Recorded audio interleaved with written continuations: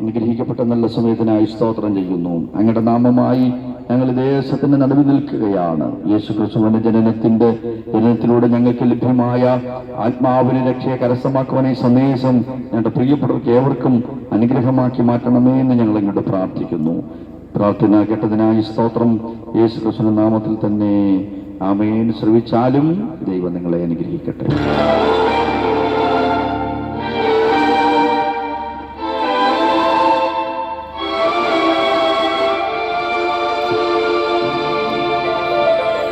ജീവിതം ഒന്നേയുള്ളൂ, അത് വെറുതെ പാഴാക്കിടയില്ലേ.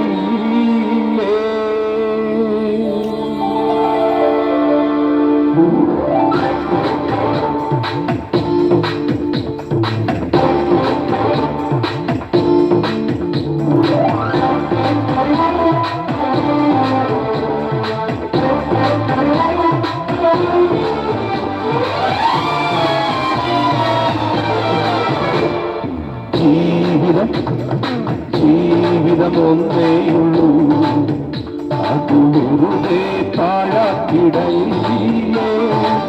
മരിക്കും മുമ്പേ ഓർത്തിടുക, ഇനിയൊരു ജീവിതം കൂടതില്ല.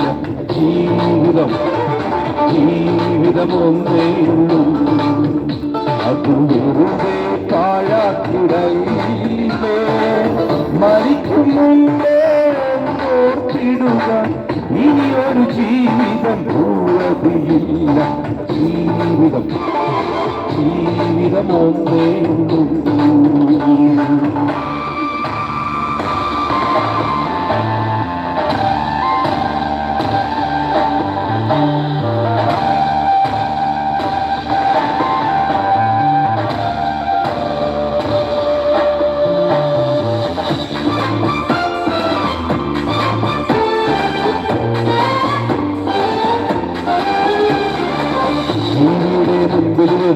വാർത്തകൾ കണ്ടുരഹിച്ചു, കോമഡി കണ്ടുചിരിച്ചു, സീരിയൽ കണ്ടുവരഞ്ഞു, ഞെക്കി ഞെക്കി മാറ്റി മാറ്റി ബോറടി നീക്കി നീക്കി അലസന കുത്തിയിരുന്ന് സമയത്തിന്റിലേറിയാതെ ജീവിതം പാഴാക്കുന്ന ഓരോരോ വ്യക്തികളും വ്യക്തമായി ചിന്തിച്ചിരുന്നു.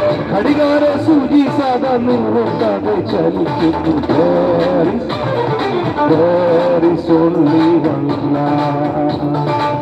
ഫേസ്ബുക്കും ട്വിറ്ററും പിന്നെ വാട്സപ്പും കയറിയിറങ്ങി, അന്യന്റെ ഓളിൽ നോക്കി മ്യൂസിക്കും തേടി നടന്നു.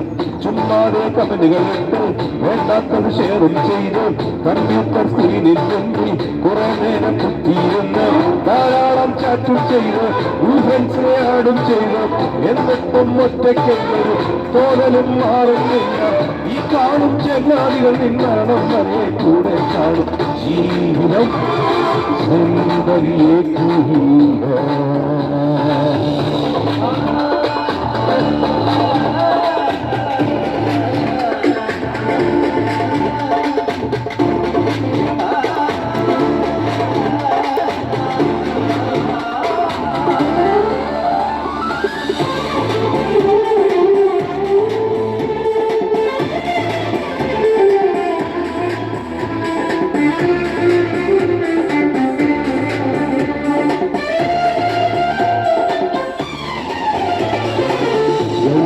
ചോരത്തിലെത്തി ലോകത്തിൻ മോഹം തേടി ആരെയും കൂസിടാതെ സ്വന്തം കഴിവുന്നു.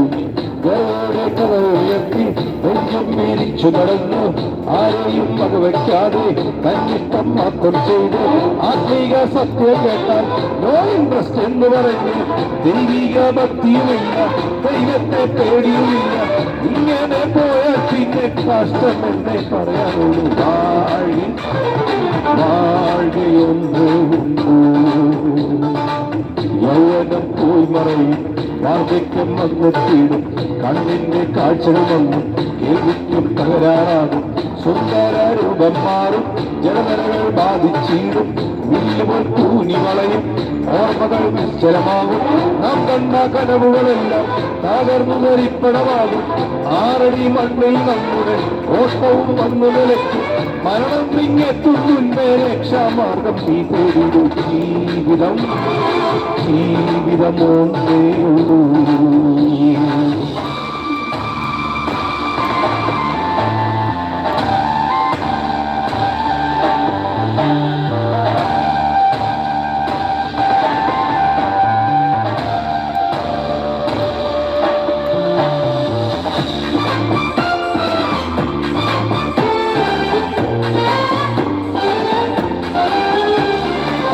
വർഷങ്ങൾ എത്ര കഴിഞ്ഞു, ദിവസങ്ങൾ എത്ര പൊഴിഞ്ഞു, മരണത്തിൽ വായിൽ ചെല്ലാം പായുന്നു നാം അതിവേഗം. ഇഹലോകവാസം വിട്ടാൽ എവിടെ നാം ചെന്നെത്തിയിടും? നിത്യമായി ജീവിച്ചിടാൻ അകതാരിൽ ആഗ്രഹമില്ലേ? മരണത്തെ ജയിച്ചവരേച്ചു സ്വർഗത്തിൽ വാണിടുന്നു. നിന്നെയും ചേർത്തിടുവാൻ അൻപോടെ മാടി വിളിച്ചു. സൗജന്യമായി രക്ഷ ഇപ്പോഴത്തെ സ്വീകരിച്ചു. ജീവിതമൊന്നേയുള്ളൂ, അത് വെറുതെ പാഴാക്കിടയിലേ.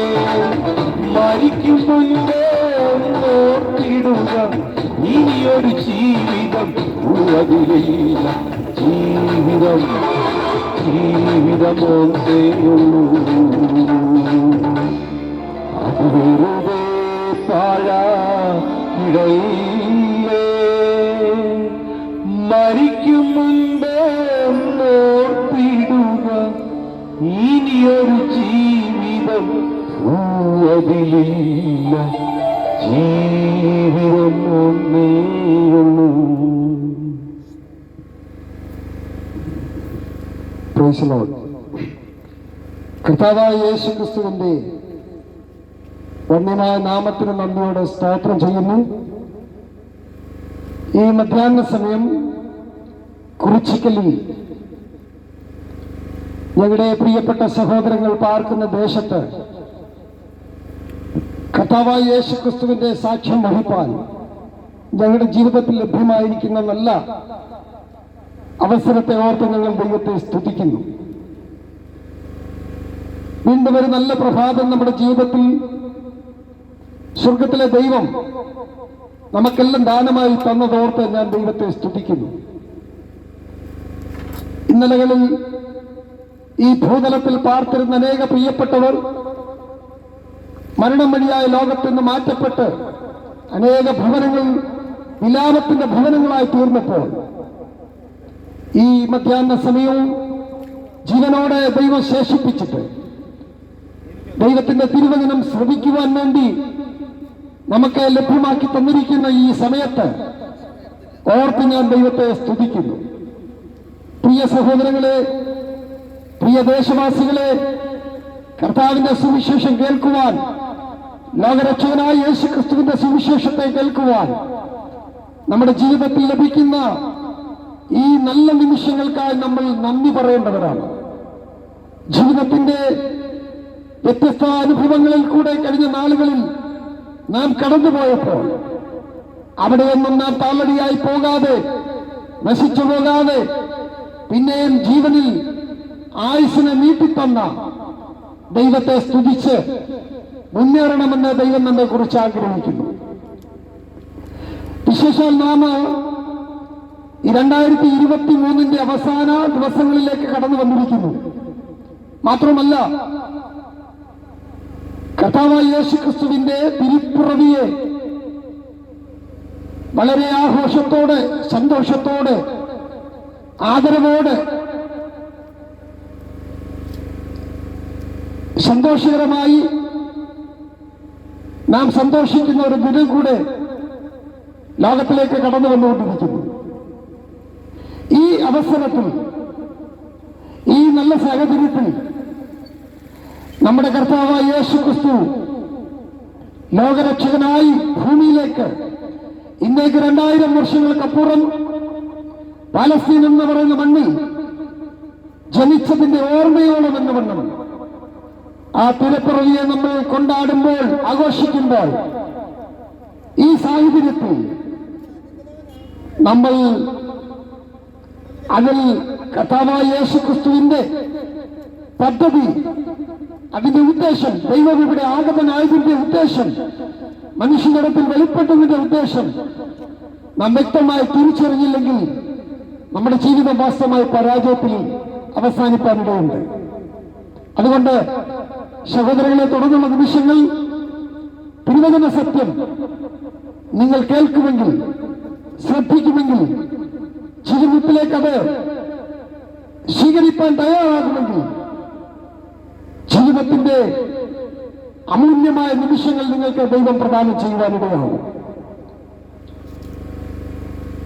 വിശുദ്ധ വേദപുസ്തകം ഇങ്ങനെ പറയുന്നു: ക്രിസ്തുയേശു പാപികളെ രക്ഷിപ്പാൻ ഭൂമിയിൽ വന്നു എന്നുള്ളത് വിശ്വാസവും എല്ലാ മനുഷ്യർക്കും അംഗീകരിപ്പാൻ യോഗ്യമായ വചനം തന്നെ.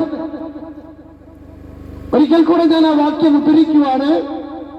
ക്രിസ്തുയേശു പാപികളെ രക്ഷിപ്പാൻ വന്നു എന്നുള്ളത് വിശ്വാസവും എല്ലാ മനുഷ്യർക്കും അംഗീകരിപ്പാൻ യോഗ്യമായ വചനം തന്നെ. കർത്താവായ യേശുക്രിസ്തു ഭൂമിയിൽ മനുഷ്യജനത്തിലേക്ക് വെളിപ്പെട്ടു വരുവാൻ അതിന്റെ ആവശ്യകത എന്ത് ആയിരുന്നുവെന്ന് വളരെ വ്യക്തമായി മനുഷ്യനോട് സംസാരിക്കുന്ന ദൈവത്തിന്റെ തിരുവചന സൂക്തങ്ങളാണ് നാം ഇവിടെ കേൾക്കുവാൻ ഇടയായിത്തീർന്നത്.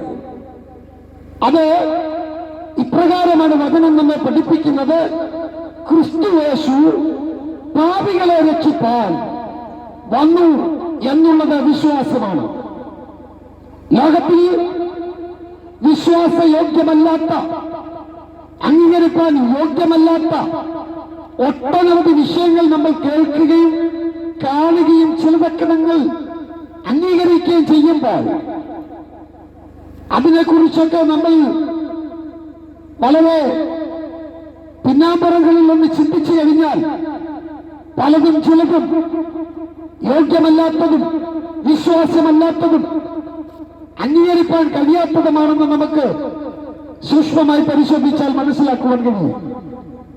ഇന്നത്തെ ദിനങ്ങളിൽ നമ്മൾ പ്രാപിച്ചിരിക്കുന്ന അറിവുകൾ പലതും നമ്മുടെ വിദ്യാഭ്യാസം കൊണ്ടും പല നിലകളിൽ നമ്മൾ ആർജിച്ച് എടുത്തതെന്ന് അവകാശപ്പെടുമ്പോഴും പലതും നമ്മൾ കഴിഞ്ഞ നാളുകളിൽ പ്രാപിച്ച അറിവുകൾ തെറ്റാണെന്ന് വ്യാഖ്യാനിക്കപ്പെടുന്ന അനേക സംഭവങ്ങൾ നമ്മൾ ദിനംതോറും കേട്ടുകൊണ്ടിരിക്കുകയാണ്. അങ്ങനെയെങ്കിൽ ഈ ഭൂമുഖത്ത് മനുഷ്യന് വിശ്വസിക്കുവാൻ കഴിയുന്ന ഏക സന്ദേശം തിരുവചനമാകുന്ന വിശുദ്ധ വേദപുസ്തകത്തിലെ അരുളപ്പാടുകൾ മാത്രമാണ്. അതിൽ തന്നെ ഭൂമിയിൽ കർത്താവ് ജഡത്തിൽ, യേശു കർത്താവ് ജഡത്തിൽ മനുഷ്യനായി വെളിപ്പെട്ടതിന്റെ ആവശ്യകത വളരെ വ്യക്തമായിട്ട് വിശുദ്ധ വേദപുസ്തകം ഭൂമിയിലെ മനുഷ്യരോട് വിളിച്ചു പറയുന്നത് ക്രിസ്തുയേശു പാപികളെ രക്ഷിപ്പാൻ വന്നു എന്നുള്ളത് വിശ്വാസമാണ്. ഇന്ന് അനേക പ്രിയപ്പെട്ടവരും യേശുക്രിസ്തുവിനെ സ്നേഹിക്കുന്നു, യേശുക്രിസ്തുവിനെ ബഹുമാനിക്കുന്നു. പക്ഷേ യേശുക്രിസ്തു ഒരുക്കിയ കർത്താവായ യേശുക്രിസ്തു കാൽവറി ക്രൂശിൽ കൂടെ മനുഷ്യകുലത്തെ അത് രക്ഷിച്ച രക്ഷയുടെ പദ്ധതി അംഗീകരിപ്പാൻ അനേകരും വിമുഖത കാട്ടുന്ന ഒരു കാലഘട്ടത്തിലാണ് ഞാനും നിങ്ങളും വന്നു നിൽക്കുന്നത്. അങ്ങനെ വിശുദ്ധ വേദപുസ്തകം പറയുക, ക്രിസ്തുയേശു ഇവിടെ വന്നത് ഇവിടെ ഏതെങ്കിലും ഒരു സംഘടനയുണ്ടാക്കി, ഏതെങ്കിലും ഒരു പ്രസ്ഥാനമുണ്ടാക്കി, ഏതെങ്കിലും സഭാവിഭാഗങ്ങളെ ഉണ്ടാക്കി ആ നിലകളിൽ അറിയപ്പെടുന്ന ലോകത്തിലെ ഒരു നേതാവ് ആയിരിക്കണമെന്നുള്ള ഉദ്ദേശത്തോടുകൂടി അല്ല യേശു കർത്താവ് ഈ ഭൂമിയിലേക്ക് വന്നത്. ആ കർത്താവ് യേശുക്രിസ്തു ഈ ഭൂമിയിലേക്ക് 2000 വർഷങ്ങൾക്ക് മുമ്പ് മനുഷ്യജഡത്തിൽ വെളിപ്പെടുവാൻ സംഗതിയായതിന്റെ ഒന്നാമത്തെ കാരണം മറ്റൊന്നുമല്ല, ക്രിസ്തുയേശു പാപികളെ രക്ഷിപ്പാൻ ഭൂമിയിൽ വന്നു എന്നുള്ള സത്യമാണ്. പ്രിയപ്പെട്ടവരെ, നമ്മൾ പലപ്പോഴും ചിന്തിക്കാറുള്ളത് യേശുക്രിസ്തു വന്നത് ചില അടയാളങ്ങളും ചില അത്ഭുതങ്ങളും ചില വീര്യപ്രവൃത്തികളും കാണിച്ച് ഇവിടെ ഒരു നേതാവായി ചില സമൂഹത്തെ, ചില ശിഷ്യഗണങ്ങളെ ഉണ്ടാക്കിയെടുത്തിട്ട് പോകുവാനെന്ന് നമ്മൾ ചിന്തിക്കുന്ന ചില ചിന്തകളുണ്ട്. എന്നാൽ വിശുദ്ധ വേദപുസ്തകം പറയുന്ന അങ്ങനെയല്ല. വിശുദ്ധ വേദപുസ്തകം പറയുന്നത് ക്രിസ്തുയേശു പാപികളെ രക്ഷിപ്പാനാണ് ഭൂമിയിൽ മനുഷ്യനിടത്തിൽ വെളിപ്പെട്ടത്. അങ്ങനെയെങ്കിൽ ഭൂമിയിൽ വസിക്കുന്ന മനുഷ്യൻ, സകല മനുഷ്യരും പാപികളാണെന്ന് തിരുവചനം മനുഷ്യരോട് പറയുന്നു.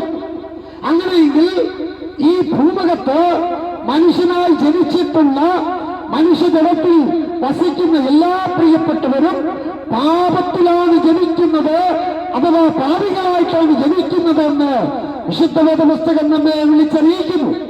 അങ്ങനെയെങ്കിൽ ഈ പാപത്തിന്റെ അധീനതയിൽ കിടക്കുന്ന മനുഷ്യനെ വിടുവിച്ച് സ്വർഗീയമായ ദൈവകൃപ പ്രാപിച്ച് അത് കൊടുത്ത് അവരെ ദൈവത്തിന്റെ മക്കളാക്കണം എന്നുള്ള ഉദ്ദേശത്തോടു കൂടെയാണ് കർത്താവായ യേശുക്രിസ്തു ജനത്തിൽ 2000 വർഷങ്ങൾക്ക് മുമ്പ് വെളിപ്പെടുവാൻ തക്കവണ്ണമിടയായി തീർന്നത്. വിശുദ്ധ വേദപുസ്തകം പറയുന്നു,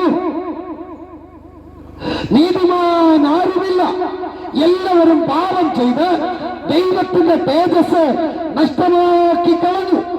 ഈ ലോകത്തിൽ ജനിച്ച ഒരു മനുഷ്യൻ പോലും ഏതെങ്കിലും കർമ്മമാർഗങ്ങളിൽ കൂടെയോ ഏതെങ്കിലും പ്രസ്ഥാനങ്ങളുടെ സംഹിതകളിൽ വിശ്വസിക്കുന്നത് മുഖാന്തരമോ നീതീകരിക്കപ്പെടുവാൻ കഴിയത്തില്ല എന്ന് വിശുദ്ധ വേദപുസ്തകം പറയുന്നു.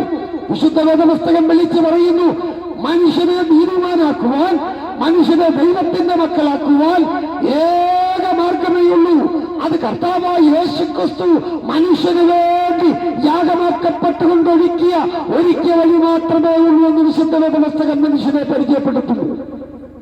ഇന്ന് പകൽക്കാലം അതുകൊണ്ട് വിശുദ്ധ ബൈബിളിൽ ഈ വാക്യം എഴുതപ്പെടുവാൻ ഇടയായത് ക്രിസ്തുയേശു പാപികളെ രക്ഷിപ്പാൻ ഭൂമിയിൽ അല്ലെങ്കിൽ മനുഷ്യതലത്തിൽ വന്നു എന്നുള്ളത് വിശ്വാസ്യമായ വചനമാണ്.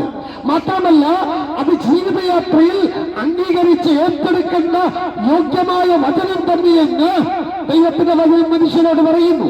പ്രിയപ്പെട്ടവരെ, പാപത്തിൽ നിവധിക്കപ്പെട്ടു പോയ മനുഷ്യൻ ദൈവം മനുഷ്യനെ ഉണ്ടാക്കുമ്പോൾ പാപമില്ലാത്തവനായി, പാപരഹിതനായി ദൈവത്തോടുകൂടെ വസിച്ച് ദൈവത്തിന്റെ സമാധാനങ്ങളും ദൈവത്തിന്റെ കൃപകളും ദൈവം കൊടുക്കുന്ന സകല സമാധാനവും അനുഭവിച്ച് ദൈവത്തോടുകൂടെ എന്നെന്നും വസിക്കണമെന്ന് ആഗ്രഹിച്ചുകൊണ്ട് ദൈവം ഏതനിൽ മനുഷ്യനെ ഉണ്ടാക്കിയിട്ട് ഏതൻ തോട്ടത്തിൽ മനുഷ്യനെ ആക്കി സകല ഈ ഭൂമിയുടെ സകല മണ്ഡലങ്ങളെയും വടക്കി വാഴുവാനുള്ള അധികാരം കൊടുത്തുകൊണ്ട് ഏതെങ്കിലും തോട്ടത്തിൽ ആദ്യപിതാവായ ആദമിനെയും ഹവ്വയെയും ദൈവമാക്കി ദൈവം അവിടെ മനുഷ്യനെ ആക്കുവാൻ തക്കവണ്ണമിടയായി.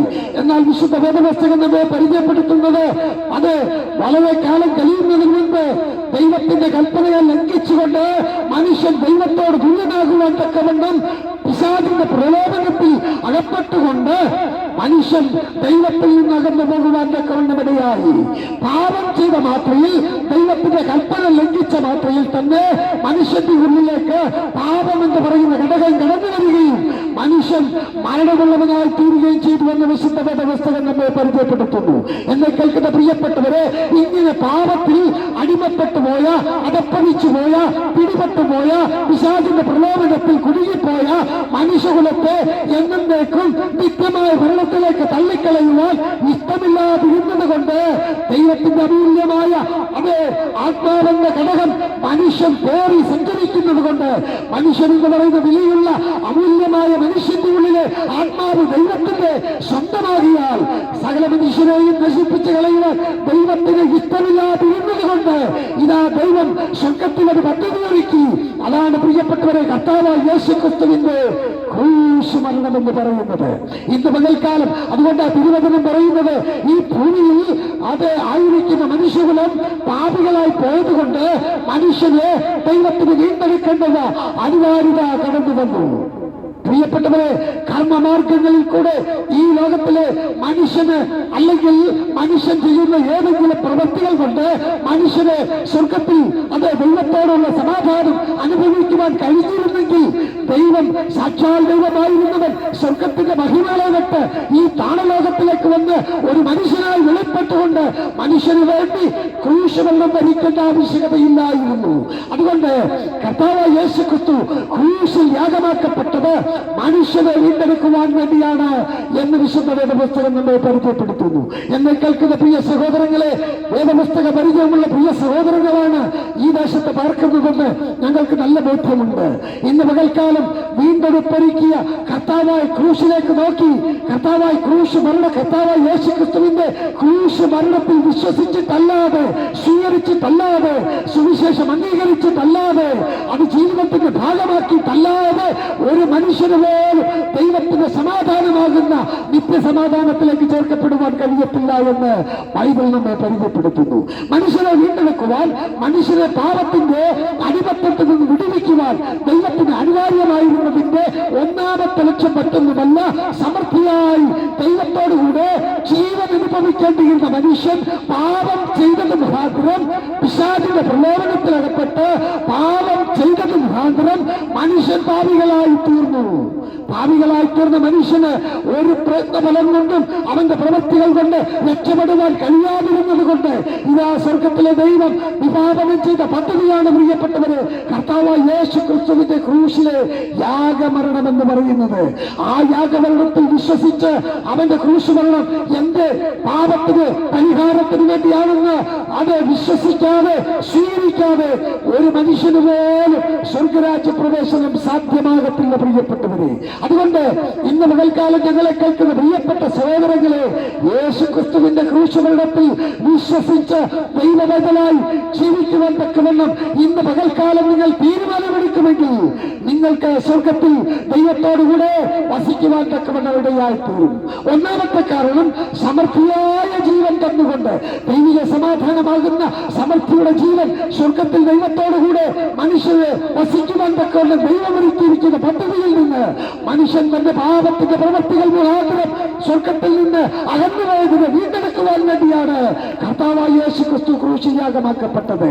രണ്ടാമത്തെ കാരണം, മനുഷ്യനെ ദൈവത്തിന് വീണ്ടെടുക്കേണ്ടതിന്റെ അനിവാര്യത അല്ലെങ്കിൽ ആവശ്യകത എന്തെന്ന് ചോദിച്ചാൽ ദൈവത്തോടുള്ള സമത്വം, ദൈവത്തോടുള്ള സമാധാനത്തിൽ നിന്ന് അകന്നുപോയി ഇതാ ദൈവവും മനുഷ്യനും അകന്നുപോയിടത്ത് പിശാച് അത് മനുഷ്യൻ അനുഭവിക്കേണ്ട നന്മകൾ, മനുഷ്യനെ ദൈവത്തിന്റെ നന്മകളിൽ നിന്ന് അകറ്റിയത് തിരികെ പ്രാപിക്കുവാൻ, അഥവാ ദൈവത്തിന്റെ സമാധാനം അത് മനുഷ്യർ തിരികെ പ്രാപിക്കണമെന്നുള്ള ആ ആവശ്യകത ദൈവത്തിന് ഇഷ്ടമായതുകൊണ്ട് ദൈവം മനുഷ്യനായി ഈ ലോകത്തിലേക്ക് വെളിപ്പെട്ടുകൊണ്ട് ഇതാ കർത്താവായ യേശുക്രിസ്തു മനുഷ്യകുലത്തെ പിതാവായി ദൈവത്തോടുകൂടെ അത് ഒരുമിതപ്പെടുത്തുവാനിടയായി, സമാധാനത്തിലേക്ക് വരുത്തുവാനിടയായി. റോമാലേഖനം 5-ാം അധ്യായം ഇങ്ങനെ പറയുന്നു, വിശ്വാസത്താൽ നീതീകരിക്കപ്പെട്ടിട്ട് നമ്മുടെ ദൈവത്തോട് നമുക്ക് സമാധാനമുണ്ട്. സമാധാനം നഷ്ടപ്പെട്ടു പോയ മനുഷ്യനും ദൈവത്തിനും തമ്മിലുള്ള അത് ദൈവിക സമാധാനം നഷ്ടപ്പെട്ടു പോയ മനുഷ്യനെ ദൈവിക സമാധാനത്തിലേക്ക് വീണ്ടും തിരികെ കൊണ്ടുപോകുവാൻ വേണ്ടിയാണ് പ്രിയപ്പെട്ടവരെ കർത്താവായ യേശുക്രിസ്തു ഈ ഭൂമിയിൽ മനുഷ്യനായി വെളിപ്പെട്ടു വരുവാനിടയായി തീർന്നത്. ദൈവിക സമാധാനം നഷ്ടപ്പെട്ടതിന്റെ ഉദാഹരണങ്ങളെ പ്രിയപ്പെട്ടവരെ ഇന്ന് ഭൂമിയിൽ കാണുന്ന സകല അസമാധാനത്തിന്റെയും വിത്തുകൾ എന്ന് പറയുന്നത്. ഇന്ന് നാം വസിക്കുന്ന ഭൂമിയിൽ മനുഷ്യകുലത്തിന്റെ ഇടയിൽ സകല അസമാധാനങ്ങളും എന്തുകൊണ്ട് സംഭവിക്കുന്നു ചോദിച്ചാൽ അത് മറ്റൊന്നുമല്ല, ദൈവിക സമാധാനത്തിലേക്ക് കടന്നു വരുവാൻ കഴിയാതെ ദൈവിക സമാധാനത്തിൽ നിന്ന് മനുഷ്യൻ അകന്നുപോയപ്പോൾ പിശാചിന്റെ വകയായി തീർന്ന മനുഷ്യന്റെ ഉള്ളിലേക്ക് പാപത്തിന്റെ പ്രവൃത്തികളെ പിശാച് ഇട്ടുകൊടുത്തുകൊണ്ട് അനുദിനം സമൂഹത്തിൽ മനുഷ്യൻ തിന്മ പ്രവൃത്തികളിൽ ഏർപ്പെട്ടുകൊണ്ട് തിന്മയിൽ നിന്ന് തിന്മയിലേക്ക് മനുഷ്യൻ കൂപ്പുകുത്തിക്കൊണ്ടിരിക്കുമ്പോൾ ഇതാ ദൈവം, സാക്ഷാൽ ദൈവം തന്നെ സ്വർഗത്തിലെ സകല മഹിമകളെ ഉപേക്ഷിച്ചിട്ട് സമാധാനം നഷ്ടപ്പെട്ടു പോയ, ദൈവിക സമാധാനം നഷ്ടപ്പെട്ടു പോയ മനുഷ്യനെ പിതാവായ ദൈവത്തിലേക്ക് തിരികെ കൊണ്ടുപോകുവാൻ വേണ്ടിയാണ് പ്രിയപ്പെട്ടവരെ കർത്താവായ യേശുക്രിസ്തു ഇവിടെ ജഡത്തിൽ വെളിപ്പെടുവാൻ തക്കവണ്ണം ഇടയായത്. എന്നെ കേൾക്കുന്ന പ്രിയപ്പെട്ടവരെ, ഇന്ന് നമ്മൾ സമൂഹത്തിൽ കാണുന്ന സകല മ്ലേച്ഛതകളും സകല വൈകല്യങ്ങളും സകല അനീതികളും എന്തുകൊണ്ട് സംഭവിക്കുന്നത് ലഭിച്ചാൽ മനുഷ്യൻ എത്ര ശ്രമിച്ചാലും ഏതെല്ലാം കാര്യങ്ങളിൽ കൂടെ തിന്മ പ്രവൃത്തികളിൽ നിന്ന് രക്ഷപ്പെടാമെന്ന് വിചാരിച്ചാലും സാധ്യമാകത്തില്ല പ്രിയപ്പെട്ടവരെ. സാധ്യമാകണമെങ്കിൽ ഒറ്റ മാർഗമേ ഉള്ളൂ, കർത്താവായ യേശുക്രിസ്തുവിന്റെ ആ പാദപീഠത്തിൽ ഭൂമിയിലേക്ക് കടന്നു വന്നിട്ട് ഭാവിയാണെന്ന് സംബന്ധിച്ച് പാപത്തിന് പരിഹാരമായി ക്രൂശിൽ യാഗമാക്കപ്പെട്ട യേശുക്രിസ്തുവിന്റെ ക്രൂശ് മരണത്തിൽ വിശ്വസിച്ച് അതേപ്പെടുത്തുകൊണ്ട് ദൈവമക്കളായി ജീവിക്കുന്നവർക്ക് മാത്രമേ ഈ ഭൂമിയിൽ സ്വർഗത്തിലെ സമാധാനം അനുഭവിക്കുവാൻ കഴിയുകയുള്ളൂ പ്രിയപ്പെട്ടവരെ. അതുകൊണ്ട് കർത്താവായ യേശുക്രിസ്തുവിന്റെ ക്രൂശ് മരണം ആഘോഷിച്ച് തീർക്കുവാൻ വേണ്ടി മാത്രമുള്ളതല്ല പ്രിയപ്പെട്ടവരെ. ഏതെങ്കിലും ചടങ്ങുകളോ ഏതെങ്കിലും കാര്യങ്ങളോ ചെയ്ത് സമാധാനമടയുവാനല്ല. ചിലപ്പോൾ ഒരുപക്ഷെ ഈ ലോകത്തിലെ ചില വസ്തുക്കൾ ചില നിമിഷങ്ങൾക്ക് വേണ്ടി നിങ്ങൾക്ക് സമാധാനം തരുവാൻ കഴിയുമായിരിക്കും. മദ്യപിക്കുന്നവർ പറയാറുള്ള ഒരു കാര്യമുണ്ട്, മദ്യപിച്ചാൽ കുറച്ച് സമാധാനം കിട്ടും. പ്രിയപ്പെട്ടവരെ, മദ്യത്തിന്റെ കെട്ട് വിട്ട് കഴിയുമ്പോൾ അവൻ അസമാധാനത്തിലേക്ക് വീണ്ടും കൂപ്പുകുത്തുന്ന വലിയ കാഴ്ചകൾ നമുക്ക് കാണുവാൻ കഴിയും. അതുകൊണ്ട് ഭൂമിയിലുള്ള ഒരു കാര്യത്തിനും ദൈവിക സമാധാനം തരുവാൻ കഴിയത്തില്ല. ദൈവിക സമാധാനം തരുവാൻ മനുഷ്യനെ പ്രാപ്തരാക്കുന്ന ഒരേ ഒരു ഘടകം കർത്താവായ യേശുക്രിസ്തുവിന്റെ ക്രൂശ് മരണത്തിൽ വിശ്വസിച്ചിട്ട് കർത്താവായ യേശുക്രിസ്തു മരിച്ച ജീവന്റെ രക്ഷയിലേക്ക് ഒരുവൻ കടന്നു വരുമ്പോൾ അവൻ വാസ്തവമായിട്ടുള്ള സ്വർഗീയമായ സമാധാനത്തിന്റെ ഉടമയായി മാറുവാൻ തക്കുന്നവിടെയാകും. അതുകൊണ്ട് വിശുദ്ധ വേദപുസ്തകം പറഞ്ഞത്, വിശ്വാസത്താൽ നീതീകരിക്കപ്പെട്ടിട്ട് നമ്മുടെ ദൈവത്തോട് നമുക്ക് സമാധാനമുണ്ട്. ഇന്ന് പകൽക്കാലം ആ സ്വർഗീയമായ സമാധാനത്തിലേക്ക് എന്റെ പ്രിയപ്പെട്ടവരെ, ഈ ദേശവാസികളെ ഞങ്ങൾ കർത്താവായ യേശുക്രിസ്തുവിന്റെ നാമത്തിൽ നിങ്ങളെ അത് കർത്താവിലേക്ക് ആഹ്വാനം ചെയ്യുകയാണ്. മൂന്നാമതായി കർത്താവായ യേശുക്രിസ്തു ഈ ഭൂമിയിൽ മനുഷ്യനായി വെളിപ്പെട്ടതിന്റെ ആ മൂന്നാമത്തെ ആവശ്യകത എന്തെന്ന് ചോദിച്ചാൽ മറ്റൊന്നുമല്ല, സമൃദ്ധിയായി ജീവൻ നൽകിക്കൊണ്ട് ദൈവം പറഞ്ഞു, ഞാൻ നിങ്ങൾക്ക് ജീവൻ നൽകുവാൻ വേണ്ടിയാണ് വന്നത്.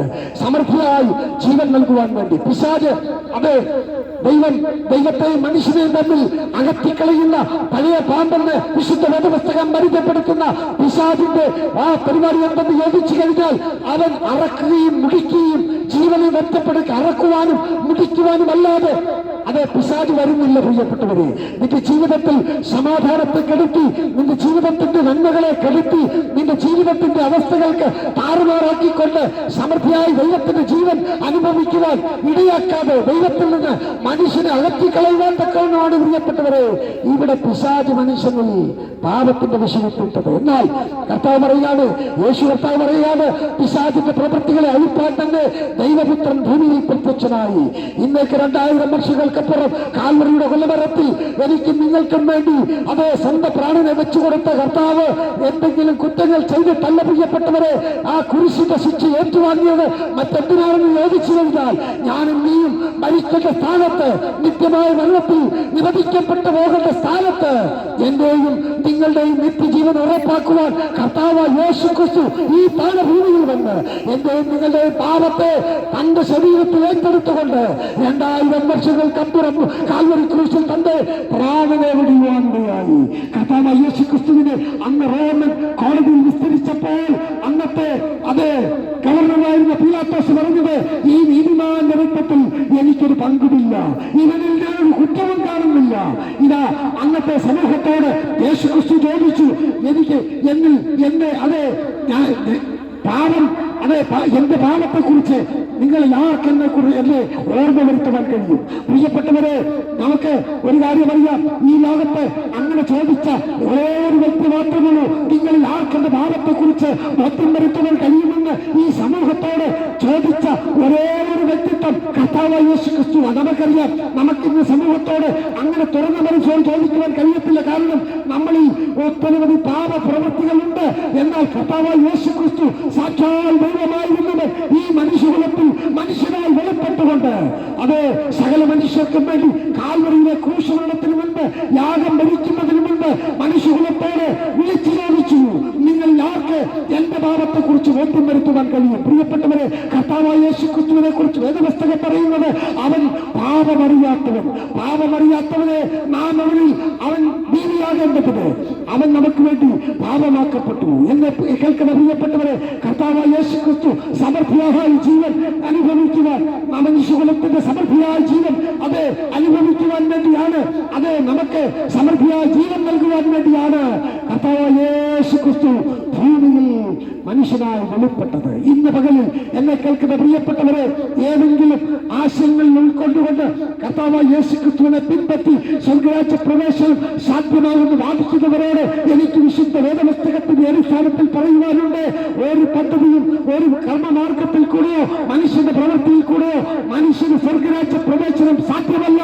എല്ലാം അതേ കർത്താവായ യേശുക്രിസ്തുവിന്റെ ക്രൂശമരണത്തിൽ വിശ്വസിച്ചിട്ടല്ലാതെ സ്വീകരിച്ചിട്ടല്ലാതെ ആർക്കും സ്വർഗ്ഗരാജ്യം പ്രാപിക്കുവാൻ കഴിയത്തില്ല. എന്നെ കേൾക്കുന്ന സഹോദരങ്ങളെ, ഞങ്ങളെ ശ്രദ്ധിക്കുന്ന പ്രിയപ്പെട്ടവരെ, കർത്താവായ യേശുക്രിസ്തു ഒരുക്കുന്ന നിത്യതയെന്ന സ്വർഗ്ഗരാജ്യം കർത്താവിനോടുകൂടെ വസിക്കുവാൻ, മനുഷ്യന് വേണ്ടി ദൈവം ഒരുക്കിയിരിക്കുന്ന സ്വർഗ്ഗരാജ്യത്തിൽ പോകുവാൻ ഏക വഴിയേ ഉള്ളൂ. അത് കർത്താവായ യേശുക്രിസ്തു ഒരുക്കിയ ക്രൂശിന്റെ വഴി മാത്രമാണ്. ഇന്ന് പകൽക്കാലം ആ ക്രൂശിന്റെ വഴി അതെ പ്രാപിക്കുവാൻ ഒരേ ഒരു വ്യവസ്ഥയുള്ളൂ. അത് മറ്റൊന്നുമല്ല. വിശുദ്ധ വേദപുസ്തകം യോഹന്നാന്റെ സുവിശേഷത്തിൽ ഇങ്ങനെ പറയുന്നു: അവനെ കൈക്കൊണ്ട് അവന്റെ നാമത്തിൽ വിശ്വസിക്കുന്ന ഏവർക്കും ദൈവമക്കളായി തീരുവാൻ അവൻ അധികാരം കൊടുത്തു. പ്രിയപ്പെട്ടവരെ, എന്നെ കേൾക്കുന്ന സഹോദരങ്ങളെ, നമ്മുടെ ഭവനങ്ങളിൽ ഇരുന്നുകൊണ്ട് ഞാൻ വിശ്വസിക്കുന്നു എന്ന് പറഞ്ഞത് കൊണ്ട് കാര്യമായില്ല. ഞാനും ആ വിശ്വാസധാരയാണ് പോകുന്നത് എന്ന് പറഞ്ഞത് കൊണ്ട് കാര്യമായില്ല. അവനെ കൈക്കൊള്ളുന്ന അനുഭവം നമ്മുടെ ജീവിതത്തിൽ ഉണ്ടാകണം. കർത്താവായ യേശുക്രിസ്തുവിനെ എന്റെ കർത്താവും എന്റെ രക്ഷകനുമായി ഞാൻ കൈക്കൊള്ളുന്നു. അവൻ എന്റെ ജീവിതത്തിൽ എല്ലാ കർത്തൃത്വം അവന് ഞാൻ വിട്ടുകൊടുക്കുന്നു. ഞാൻ അവന്റെ പൈതലായി ജീവിക്കും എന്ന് ആര് ഹൃദയം കൊണ്ട് വിശ്വസിച്ച് വായ്കൊണ്ടെത്തി പറയുമോ അവരെയാണ് കർത്താവായ യേശുക്രിസ്തുവിനെ കൈക്കൊള്ളുന്നവർ. അങ്ങനെ കൈക്കൊണ്ട് അവന്റെ നാമത്തിൽ വിശ്വസിക്കുന്ന ഏവർക്കും ദൈവമക്കളായി തീരുവാൻ ദൈവപിതാ അധികാരം തരുന്നു. എന്നെ കേൾക്കുന്ന പ്രിയപ്പെട്ടവരെ, ഇന്ന് പകൽക്കാലം ഈ സന്ദേശം കേട്ടപ്പോൾ നിങ്ങളുടെ ഹൃദയത്തിന്റെ ആഴത്തിൽ നിങ്ങൾക്ക് പൂർണ്ണമായ ഒരു പരിവർത്തനം ഉണ്ടായെങ്കിൽ ദൈവം നിങ്ങളെ വാസ്തവമായി അനുഗ്രഹിക്കാൻ ഇടയാകും. സുവിശേഷത്തിൽ കൂടെയുള്ള വിടുതൽ, സുവിശേഷത്തിൽ കൂടെയുള്ള അത് സ്വർഗ്ഗരാജ്യ പ്രവേശനം കർത്താവായ യേശുക്രിസ്തുവിന്റെ വചനം വിഭാവനം ചെയ്യുന്നു. അതുകൊണ്ടാണ് വിശുദ്ധ വേദപുസ്തകം അങ്ങനെ പറഞ്ഞിരിക്കുന്നത്: ക്രിസ്തുയേശു പാപികളെ രക്ഷിപ്പാൻ വന്നു എന്നുള്ളത് വിശ്വാസവും സകല മനുഷ്യർക്കും അംഗീകരിപ്പാൻ യോഗ്യമായ വചനമാണ്. ഈ ഭൂമിയിൽ പിറന്ന ഒരു മനുഷ്യന് പോലും അംഗീകരിക്കാതെ ഇത് തള്ളിക്കളയുവാൻ കഴിയത്തില്ല പ്രിയപ്പെട്ടവരെ. കാരണം എന്തെന്ന് ചോദിച്ചാൽ, ഈ പ്രപഞ്ചത്തിൽ ഒട്ടനവധി വാദങ്ങളുണ്ട്. സമ്മിശ്രമായ വാദങ്ങളുടെ ഒരു സമൂഹമാണ് ഈ അന്തരീക്ഷം എന്ന് പറയുന്നത്. ഇതിന്റെ അകത്ത് ഓക്സിജൻ എന്ന് പറയുന്ന ഒരു ഘടകം ഉണ്ട്. അത് നമ്മൾ വലിച്ചെടുത്ത് സ്വീകരിച്ചെങ്കിൽ മാത്രമേ നമുക്ക് ജീവിക്കുവാൻ കഴിയത്തുള്ളൂ. അല്ല, എനിക്ക് ഇതിന്റെ അകത്ത് ഓക്സിജൻ വേണ്ട എന്ന് ആരെങ്കിലും പറയുന്നെങ്കിൽ അവൻ മരിച്ചു പോകും പ്രിയപ്പെട്ടവരെ. അങ്ങനെയെങ്കിൽ ഒട്ടനവധി വാദങ്ങൾ ഉള്ള ഈ പ്രപഞ്ചത്തിൽ, ഈ അന്തരീക്ഷ മണ്ഡലത്തിൽ നിന്ന് ആ ഓക്സിജനെ സ്വീകരിക്കുന്നവരെ പോലെ ഇവിടെ നമ്മൾ ഒത്തിരി അതേ ആശയങ്ങളുണ്ട്, ഒത്തിരി തത്വസംഹിതകളുണ്ട്, ഫിലോസഫികളുണ്ട്.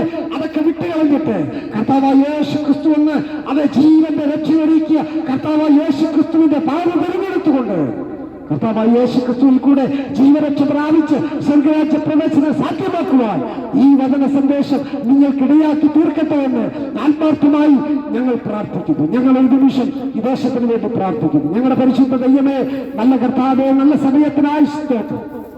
ഈ കുറിച്ചിക്കുന്ന ദേശത്ത് കർത്താവിനെ സാക്ഷിക്കുവാൻ ഞങ്ങൾക്ക് നല്ല അവസരത്തിന് സ്തോത്രം. ദേശത്ത് കേട്ട പ്രിയപ്പെട്ടവർക്കായി സ്തോത്രം. ആരും നഷ്ടപ്പെട്ടു പോകാതെ എല്ലാവരും മാനസാന്തരപ്പെടുവാൻ ഇച്ഛിച്ചിട്ട് ദൈവം ദീർഘക്ഷമ കാണിക്കുന്നതേ ഉള്ളൂ എന്നുള്ള ദൈവവചനം പോലെ ദൈവത്തിന്റെ ദീർഘക്ഷമയെ ഈ ദേശത്തിന്റെ ഈ പ്രിയപ്പെട്ടവരുടെ വിടുതലിന് കാരണമാക്കി തീർക്കുവാൻ എന്റെ ദൈവമേ എല്ലാവർക്കും ഇടയാക്കി തീർക്കണമെന്ന് ഞങ്ങൾ ദൈവത്തോട് പ്രാർത്ഥിക്കുന്നു. എന്റെ ദൈവം അങ്ങനെ ചെയ്യുന്ന എല്ലാ കൃപയ്ക്കുമായി സ്തോത്രം. സകല മഹത്വം അങ്ങേക്ക് യേശുവിൻ അൻപുള്ള നാമത്തിൽ തന്നെ ആമേൻ. ഈ വിഷയങ്ങളെ കുറിച്ചുള്ള അതേ പൂർണ്ണമായ രൂപം നിങ്ങൾക്ക് വ്യക്തമായിട്ടില്ലെങ്കിൽ ദൈവീയത് കുറിച്ചുകൾ ഇവിടെ അടുത്ത് ദൈവസഭയുണ്ട്, ദൈവജനമുണ്ട്. നിങ്ങൾക്ക് കടന്നു വരാൻ പ്രാർത്ഥിക്കാം. നിങ്ങളുടെ സംശയങ്ങൾ അതേ നിവാരണം ചെയ്യുവാൻ അവിടെ ദൈവദാസനുണ്ട്, ജനമുണ്ട്. നിങ്ങൾക്ക് കടന്നു വന്ന് കൂട്ടായ്മയിൽ സംബന്ധിക്കുവാൻ ക്രിസ്തുയേശുവിൽ ഞങ്ങൾ ആഹ്വാനം ചെയ്തുകൊണ്ട് പരിവസാനിപ്പിക്കുന്നു. സന്ദേശം കേട്ട എല്ലാവരെയും ദൈവം ധാരാളമായി അനുഗ്രഹിക്കട്ടെ. പ്രേക്ഷകർ.